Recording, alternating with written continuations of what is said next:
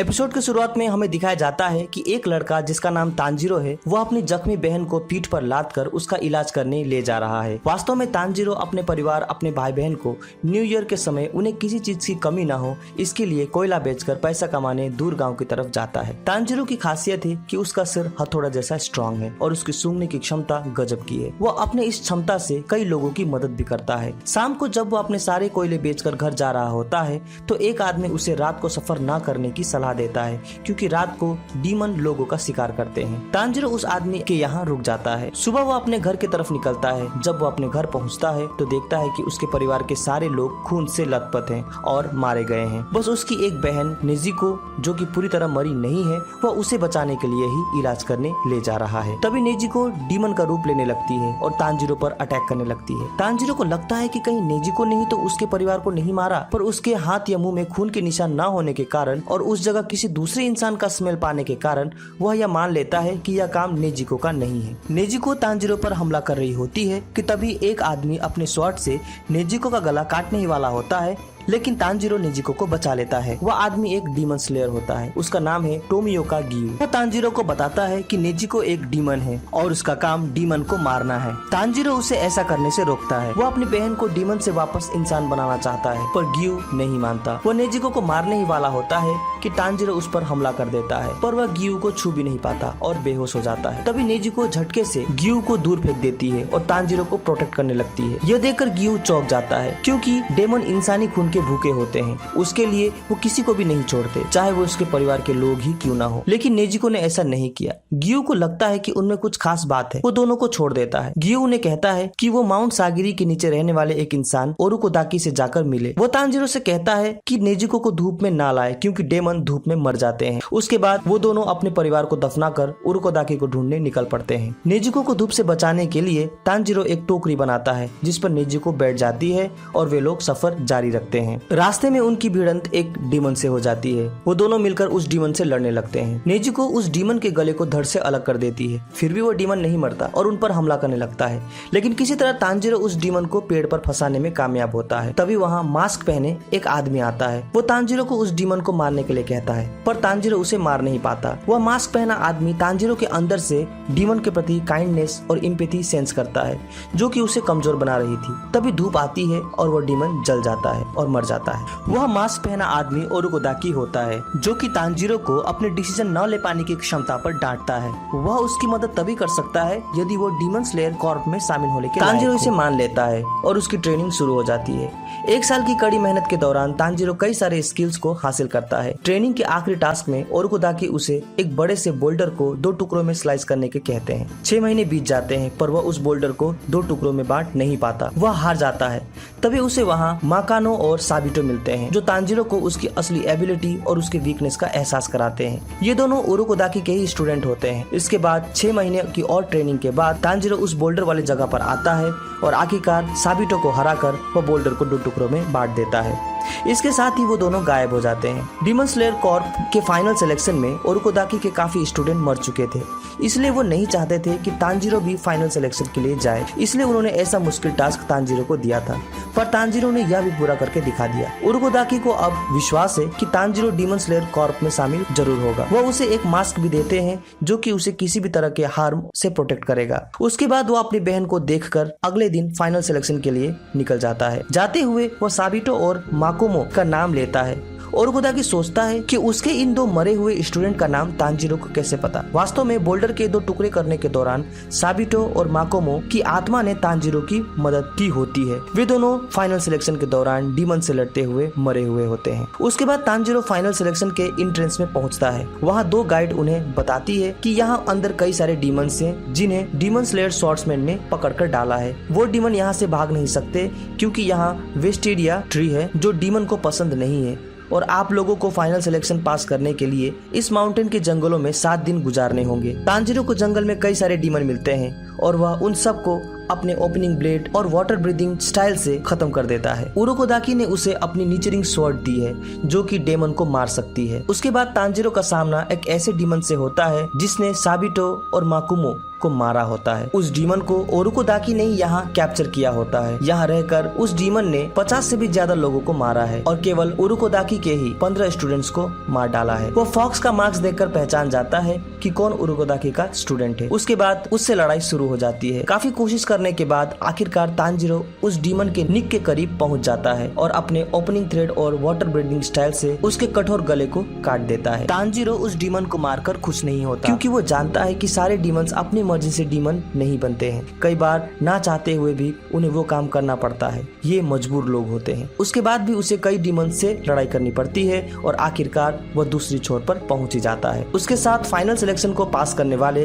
कुछ और भी लोग होते हैं। सभी चोटिल और थके हुए होते हैं। उसके बाद उन सबको एक एक बर्ड मिलता है जो उनसे कम्युनिकेट कर सकते हैं और सबके लिए कपड़े और तलवार भी बनाई जाती है। वापस ओरुकोदाकी के पास पहुंचकर तांजीरो देखता है कि नेजिको की हालत थोड़ी अच्छी हुई है। ओरुकोदाकी उसके इस काम से काफी इम्प्रेस होते हैं। वह उसे और भी तरह के डीमंस के बारे में बताते हैं जो कि ब्लड डीमन टेक्निक का इस्तेमाल करते हैं और सुपर नेचुरल एबिलिटीज वाले होते हैं। ये बहुत खतरनाक होते हैं पर उन्हें उम्मीद है कि तांजीरो उन सब का सामना कर सकेगा। वो तांजीरो को बताते हैं कि बाकी डीमंस लोगों का खून खाकर अपना स्ट्रेंथ बढ़ाते हैं पर नेजुको ज्यादा से ज्यादा नींद लेकर अपनी स्ट्रेंथ बढ़ाती है तो उसे इंसानी खून की जरूरत नहीं है। उसके बाद तांजीरो को अपनी तलवार भी मिल जाती है और उसे अपना पहला असाइनमेंट भी मिल जाता है जहां लड़कियां अचानक से गायब हो रही है और उसे उस डीमन को खत्म करना है जो ऐसा काम कर रहा है। अपने पहले मिशन में जाने से पहले उरुकोदाकी उसे कपड़े और तलवार से जुड़ी कुछ जानकारियां देते हैं और एक खास बक्सा भी देते हैं जिसमें वह नेजुको को रख सके। यह बक्सा बहुत हल्का और मजबूत है। इसे पाकर तांजीरो बहुत खुश होता है और अपने असाइनमेंट के लिए निकल पड़ता है। वो अपने इस असाइनमेंट को अपने एबिलिटी और नेजुको की मदद से पूरा करता है। फिर उसे दूसरा असाइनमेंट मिलता है जहाँ उसकी मुलाकात कुछ समय के लिए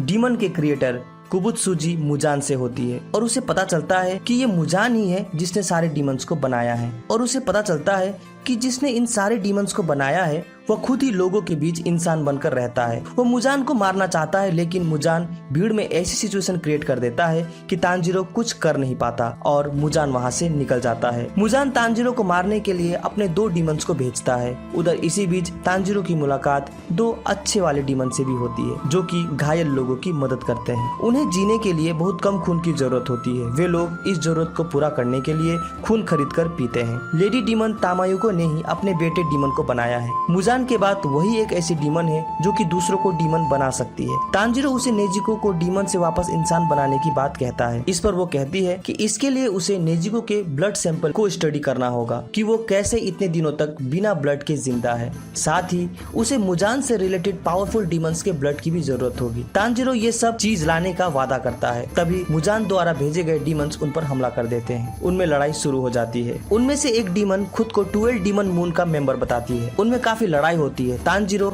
एक डीमन को मार देता है लेकिन दूसरा जो कि खुद को 12 डीमन मून का मेंबर बताती है उसे तामियो को अपने स्पेल की मदद से मुजान का नाम उस डीमन से बुलवाती है जिससे कि डीमन भी मर जाती है। वास्तव में कोई भी डीमन मुजान का पूरा नाम जोर से नहीं बोल सकता। यह एक कर्स है। इससे डीमन के अंदर मुजान का ब्लड सेल उसे अपने आप ही मार देता है। उन्हें पता चलता है कि ये डीमन 12 डीमन मून की मेंबर नहीं थी क्योंकि 12 डेमन मून के आंखों में नंबर होता है। ये 12 डेमन मून मुजान के सबसे शक्तिशाली डीमंस हैं। इसके बाद तांजीरो वहां से चला जाता है। क्रो द्वारा उसे और एक असाइनमेंट मिलता है। रास्ते में उसकी मुलाकात जेनत्सु से होती है। वह एक दिलफेक आशिक है और डीमन स्लेयर कॉर्प का मेंबर भी है। वह मिशन में जाने से बहुत डरता है लेकिन किसी तरह तांजीरो उसे अपने साथ ले चलता है। वे उस डीमन वाले जगह पर जाते हैं। यहाँ इनकी मुलाकात और एक डीमन स्लेयर से होती है जो कि इनिस्को होता है जो कि पहले से ही उस डीमन के पीछे पड़ा है। उस डीमन को रेयर ब्लड की जरूरत थी इसलिए उसने रेयर ब्लड वाले बच्चे को पकड़ रखा है क्योंकि इस ब्लड को पाने से वो 12 डीमन मून के लोअर 6 में अपनी जगह रिक्लेम कर सकता था। पर तांजीरो ऐसा होने नहीं देता और उस डीमन को मार डालता है। हमें इस दौरान जेनत्सु की भी शक्ति का पता चलता है जो कि होश में ना होने पर लाइट की स्पीड से दूसरे डीमन को खत्म कर देता है। लेकिन होश आने पर वह फिर से डरपोक बन जाता है। इसके बाद बाहर इनोस्के तांजीरो के बक्से को खोलना चाहता है। उसे पता चल जाता है कि इसके अंदर एक डीमन है, पर जेनेत्सु उसे ऐसा करने से रोकता है। तभी तांजीरो वहां आकर सारी बात बताता है कि उसके अंदर उसकी बहन है, पर इनोस्के को इसकी परवाह नहीं है। वो नेजुको को मारना चाहता है, जिसके कारण उसके और तांजीरो के बीच लड़ाई भी होती है। अंत में तांजीरो उसे अपने हेड से उसके हेड में इतनी जोर से टक्कर देता है कि वह कुछ देर के लिए बेहोश हो जाता है। वास्तव में इनोस्के दिखाना चाहता है कि वह तांजीरो से ताकतवर है। फिर उन तीनों को एक और असाइनमेंट मिलता है, जिसमें उनको पहाड़ी की तरफ जाना होगा, लेकिन इससे पहले उन्हें रेस्ट और रिकवर होने के लिए एक रेस्ट हाउस में भेजा जाता है। वहां जेनेत्सु को नेजुको दिखती है। नेजुको को देखते ही वो नेजुको के पीछे पड़ जाता है। अगले दिन वे लोग वहां से माउंटेन के जंगलों में निकल पड़ते हैं। वहां उन्हें किसी पावरफुल डीमन का एहसास होता है, लेकिन जेनेत्सु डर के कारण आगे नहीं जाता और वहीं बैठ जाता है। तांजीरो और इनोस्के आगे चले जाते हैं। जंगलों में उन्हें कई डीमन स्लेयर की बॉडी मिलती है, कुछ मरे हुए और कुछ घायल। उनमें से एक डीमन स्लेयर किसी तरह बच जाता है। वह उनको बताता है कि यहाँ आते ही सभी डीमन स्लेयर एक दूसरे से लड़ने लग गए थे, जिसकी वजह से सभी ने एक दूसरे को मार डाला। तभी बाकी घायल डीमन स्लेयर उन पर हमला कर देते हैं। लड़ने के दौरान उन्हें पता चलता है कि कोई इन्हें कंट्रोल कर रहा है, कठपुतली की तरह। एक वेब उनको कंट्रोल कर रही है। वे उन वेब्स को काट देते हैं। हमें दिखाया जाता है कि एक डीमन अपने वेब्स से उनको कंट्रोल कर रही होती है। वो किसी तरह उस डीमन के पास बाकियों से बचते हुए पहुंच जाते हैं और उस डीमन को मार देते हैं।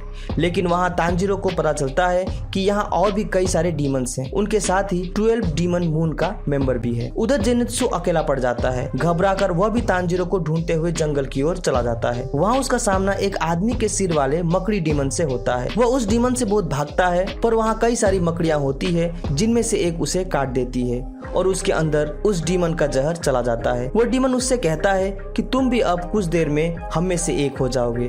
जेनेत्सु बहुत डर जाता है। वो अपने पास्ट को याद करता है कि कैसे उसके ट्रेनर ने उसे बचाया था और उसे ट्रेनिंग दी थी, पर वह बहुत कायर और डरपोक था। इसी बीच उसके ऊपर एक बिजली गिरी थी, जिससे उसके बालों का रंग भी बदल गया था, पर इस पर भी उसके ट्रेनर ने उसे बचाया।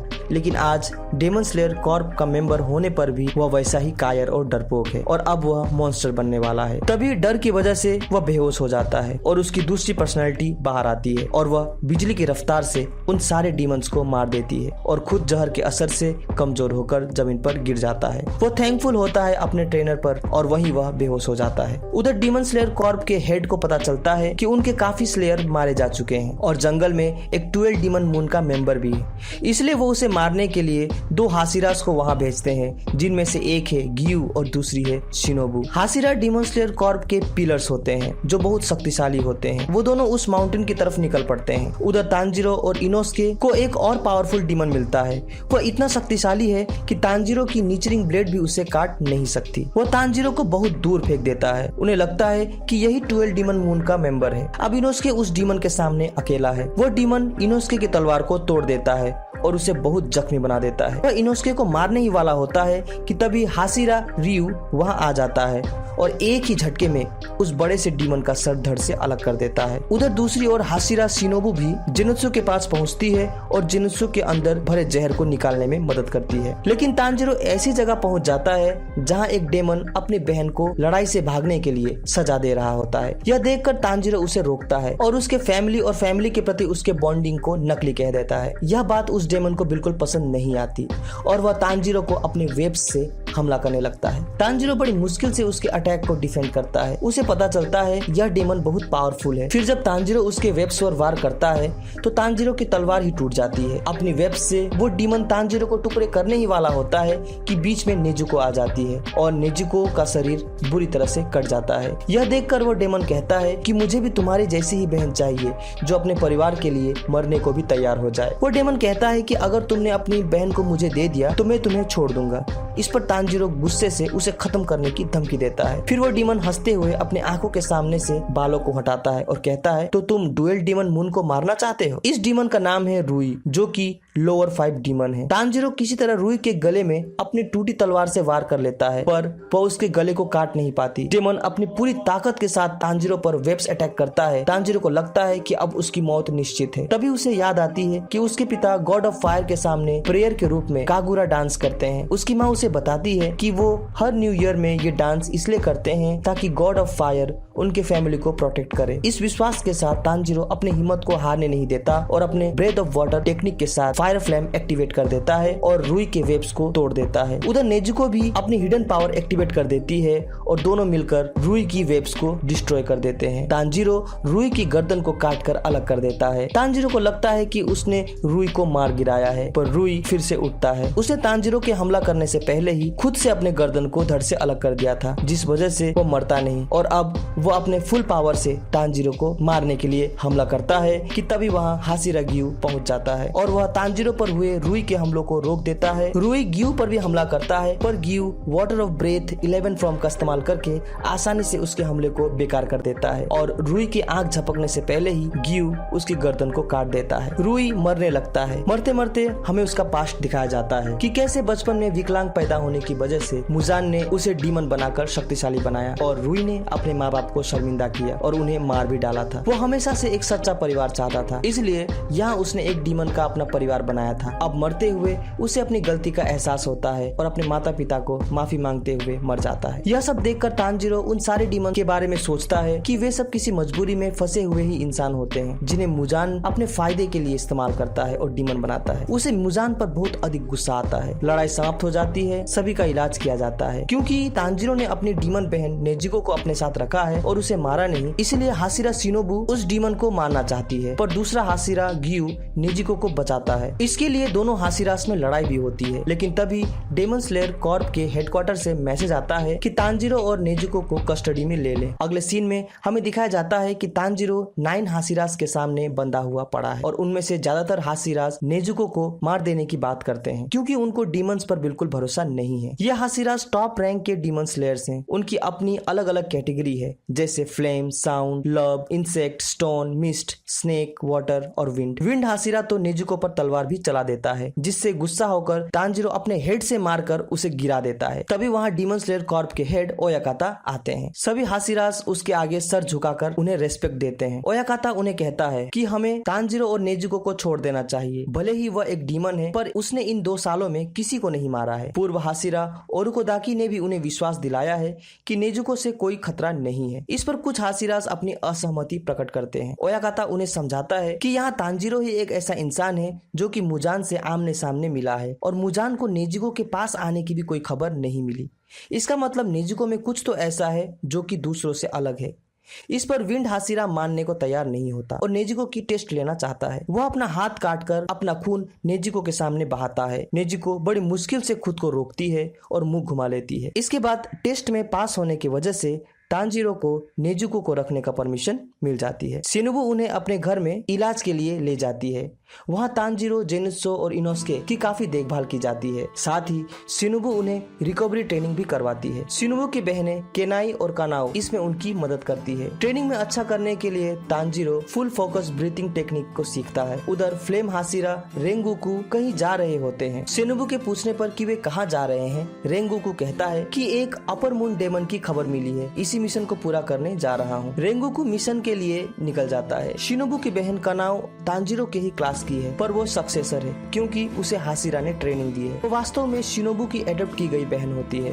बचपन में ही माँ बाप के मरने के बाद वो बहुत मुश्किलों में थी। उसे एक आदमी बेचने ले जा रहा था कि तभी शिनोबु ने ऐसा नहीं होने दिया और उसे अपने साथ रख लिया। कानाओ खुद कोई डिसीजन नहीं ले पाती, इसलिए वो सिक्का उछालकर फैसला लेती है। उधर ट्रेनिंग के दौरान तांजीरो कानाओ से बार बार हार जाता है, लेकिन बाद में फुल फोकस ब्रीथिंग सीखकर वह कानाओ को ट्रेनिंग में हरा देता है। अब वे तीनों नेक्स्ट मिशन के लिए पूरी तरह तैयार हैं। तांजीरो शिनोबु को ब्रीथिंग ऑफ फायर के बारे में पूछता है, पर शिनोबु को इसकी कोई जानकारी नहीं है। वह उसे रेंगुकू से पूछने के लिए कहती है, पर वो मिशन में गया है। अगले सीन में हमें लोअर मून की मुजान के साथ की गई मीटिंग दिखाई जाती है, जहां मुजान एक लेडी के रूप में आया हुआ है। मुजान लोअर मून से कुछ ज्यादा ही वीक होने के कारण गुस्सा करता है और उनका बार बार पोजीशन चेंज होना भी उसे अच्छा नहीं लगता। वह उनको अपर मून के बारे में बताता है कि अपर मून कई सालों से अनचेंज्ड है और अपना काम अच्छी तरह से कर रहे हैं, इसलिए वो डिसाइड करता है कि लोअर मून्स को ही वो खत्म कर देगा और सिर्फ अपर मून को ही रखेगा। वो सभी लोअर मून्स को मार देता है, बस एक को छोड़ देता है। उसकी चालाकी और होशियारी की वजह से वो उसे अपना और ब्लड देता है और उसे एक हाशिरा को मारने का हुक्म देता है और कहता है